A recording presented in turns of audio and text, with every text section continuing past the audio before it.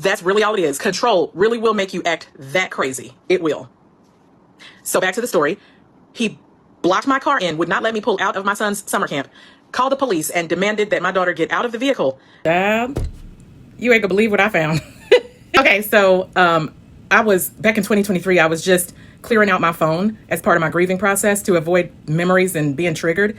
And I uploaded everything to FB, and I realized that I actually had uploaded photos that are proof of this story that I shared a couple of weeks ago. So like I had said back then, we were at Children's Home dropping off my son for summer camp. You can see my ex-husband's car in the background in the photo. He actually blocked me in, called the police to have them come and force her to get out of my car so that I couldn't finish her hair. After weeks of claiming he was going to do it. Same story, same lie. And I always ended up doing the hair anyway. And so I asked her at the time to remove her bonnet so I could photograph or document for family court. This was, of course, before I realized that they don't really protect survivors, especially not Black women and children, whom they still view as 3/5 of a person. But when I picked her up later for the video shoot, her hair was still not done, of course.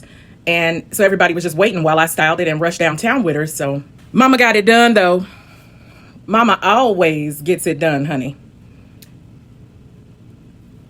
From leaving the abuse with no job prospects and no plan other than my then husband's promise to pay child support under the table. I know I was gullible, but I was in denial at the time, still hoping he would repent and reconcile our family. That was early in the separation process before things went completely left. But from that to driving the kids to nearby free summer lunch programs to collect enough for lunch and dinner to bring home and hoping that they wouldn't ask why I was only eating their scraps. They never noticed. To sitting at the free store food bank for a bag of potatoes and some canned goods when the free summer lunch ended. To checking in at the beginning of each month with my then husband to see what he had left over for his children after he took care of himself and his mistress. Those were his instructions when he started slacking off and I was asking him, like, what's up? What happened to the under the table child support? To finally getting public assistance so I wouldn't have to endure his control and humiliation anymore, to remaining connected and involved at school. So, I had my ear to the ground so the school resource coordinator would look out for me, to being first in line for used uniforms and completing loads of financial assistance applications to ensure that them kids had arts and sports and tutors and mental health programs and support groups, all of the things, to remaining under and unemployed at different times to accommodate and resolve my children's mental health and behavioral health support needs. I homeschooled multiple times on and off because they had needs that had been caused by our domestic abuse situation. And then maximizing the blessings of Medicaid to get all of us therapy and the support that we needed. To partaking in multiple support groups and parenting classes. I had to unlearn violent disciplinary tactics from my childhood and learn new methods for respectful parenting. Because how are we demanding that kids be respectful if we don't lead by example? To even accepting a job that paid 1/3 of what I was used to getting, but it gave me flexibility so that I could focus on supporting my kids.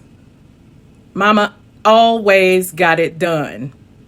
So that's why for me, a father that claims parental alienation, he'll never get my support, my sympathy, or respect, unless he's showing the full scope of alienation and sabotage tactics, which you can only show and prove when you actually make consistent effort to enforce a documented parenting agreement.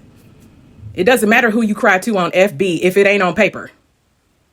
Even though I'm truly grateful for how Yah breathed on my provision and made it much, and I'm really grateful for all the people, the strategies and tactics, the tools he sent me to help me overcome their dad's sabotage and the post-separation abuse, man, I'm actually even more grateful that Yah freed me from having to do all of that crap anymore. A life of overcompensating for a wicked, weak man is really no life at all.